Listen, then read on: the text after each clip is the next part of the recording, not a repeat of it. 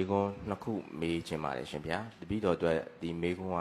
အင်မတန်လေးနက်ပြီးတန်မိုးထားတဲ့မေးခွန်းလည်းဖြစ်ပါတယ်ရှင်ဗျာအကယ်၍တပည့်တော်မေးတဲ့မေးခွန်းမှာအမှားများပါခင်ဖွင့်လွှတ်ပေးပါရှင်ဗျာပထမမေးခွန်းတစ်ခုကဖယားဆိုတာလက်ရှိထိတကယ်ရှိပါသလားရှင်ဗျာအကယ်၍ဗုဒ္ဓမြတ်စွာဘုရားကနိဗ္ဗာန်စံမြန်းခဲ့ပြီဆိုရင်အဘယ်ကြောင့်ရှိတကယ်တို့ယနေ့ထိတပည့်တော်တို့ရှ िख ိုးဝတ်ပြုနေရပါလဲရှင်ဗျာဆွန့်ကပ်ပန်းကပ်စီမီစသည်တို့ကိုစက္ကပ်လူရန်ရှိတကယ်တော့ကတ်နေရပါလေရှင်ဗျာ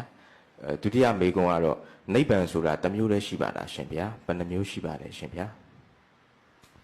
မေးခွန်းကနှစ်ခုဆိုမှသုံးခုဖြစ်သွားတာပေါ့နော်ဘုရားတကယ်ရှိပထမတစ်ခုကတော့အပေါ်နဲ့အောက်ကိုဆက်ဆက်ပြီးတော့ပြောတာပါဗျာနေဘုရားတကယ်ရှိတာပေါ့ဘာလို့တကယ်ရှိတယ်ဆိုတော့တမိုင်းထောက်ထားရရှိတာလေနော်သူက God ဗုဒ္ဓမဟုတ်ဘူးလေနော်လူသားဗုဒ္ဓပဲအဲ့တော့ဗုဒ္ဓဆိုတာကတပိညုတဉာဏ်ကိုရသွားကိရိတာကုံပြီးတော့တပိညုတဉာဏ်ကိုရသွားတာကိုဗုဒ္ဓလို့ခေါ်တာဟိုလိုတကိုးရှင်အဖြစ်နဲ့ဖြစ်သွားတာကိုဆိုလိုတာမဟုတ်ဘူးနော်အဲ့တော့တရားဓမ္မတွေကိုအားထုတ်ခဲ့တယ်လွန်ခဲ့တော့နှစ်ပေါင်း1500ကမစ္စည်းမဒေတာအိန္ဒိယမှာတောထွက်ပြီးတော့တရားအားထုတ်ခဲ့တယ်တရားအားထုတ်ပြီးတော့တပိဋကဉာဏ်ကိုရခဲ့တယ်ဒါကိုဗုဒ္ဓလို့ကျွန်တော်ကသတ်မှတ်တယ်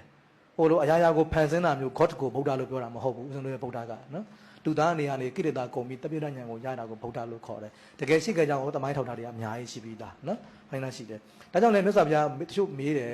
ဟိုnetတွေကဘာလို့ဘုရားမဖြစ်တယ်လဲဘာလို့လူကဘုရားဖြစ်တယ်လဲဆိုတာတမိုင်းထောက်ထားအရေးကြီးလို့ပဲနော်အဲ့တော့လူသားစစ်စစ်ကနေဖြစ်လာမှသာလေခုနအမေဘသူအဖေဘသူဆိုတာရှိတာလေရာဇဝင်သမိုင်းကြီးရှိတယ်လေဒါစစ်စစ်ဗုဒ္ဓစစ်စစ်သိကြောင်းသိစေချင်တာလေနော်အဲ့တော့ဘုရားတကယ်ရှိခဲ့တယ်အခုပြိဋိနိဗ္ဗာန်ဆန်သွားပြီဘုရားမရှိတော့ဘူးဘာဖြစ်လို့ဦးဇင်းတို့ဒီမှာကိုးကွယ်နေတယ်လဲဆိုတော့ဒါကဦးဇင်းတို့ကိုးကွယ်တယ်ဆိုတာကကြီးစုချင်းနော်ဒီကုသိုလ်အကုသိုလ်တွေနိဗ္ဗာန်ကြောင်းတရားတွေဥပဒနာလမ်းစဉ်တွေကိုချမှတ်ဟောကြားခဲ့တဲ့ဗုဒ္ဓကိုဦးဇင်းတို့ကြီးစုတင်တယ်ကျေးဇူးရှင်အနေနဲ့ဦးဇင်းတို့ကကိုးကွယ်စိတ်ကပူဇော်တာဖြစ်တယ်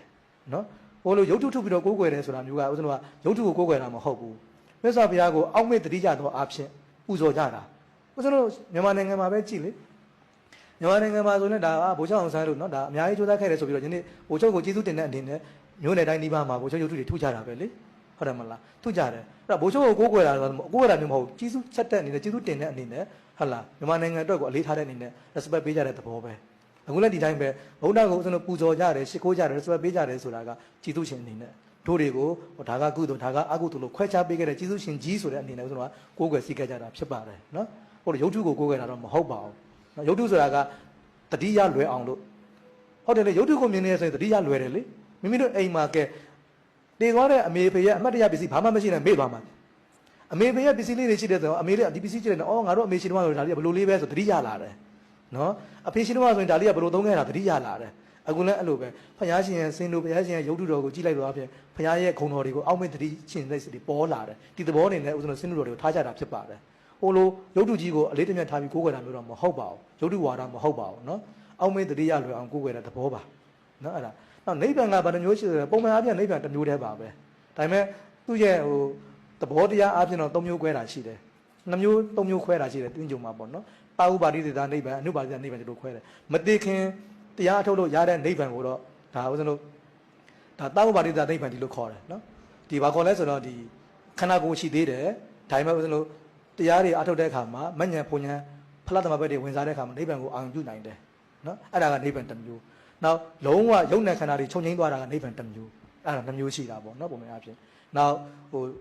တုညတနိဗ္ဗာန်အာနိမိတ်နိဗ္ဗာန်အပရိဒနိဗ္ဗာန်ဆို3မျိုးခွဲတာလည်းရှိသေးတယ်ဒါတော့သင်္ကြန်အပိဓမ္မာထက်မှာပါပါတယ်နော်